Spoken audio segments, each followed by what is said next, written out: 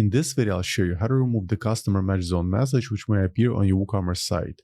In most cases, this message appears when the shipping debug mode is enabled and will be displayed on the cart page as well as on the checkout page, right here at the very top. So in order to deactivate it, we need to make the change within the shipping settings. So at first, let's log into WordPress admin, then hover on WooCommerce, then select Settings.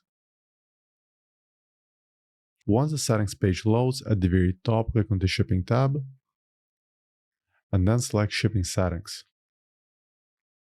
On this page at the very bottom, look for the Debug Mode section, and then uncheck the box, Enable Debug Mode, and then save the changes. Now allow a few minutes for the changes to update, then go back to your website and try refreshing the checkout page. And as you can see, the notifications now hidden from the checkout page. Now let's take a look at the cart page.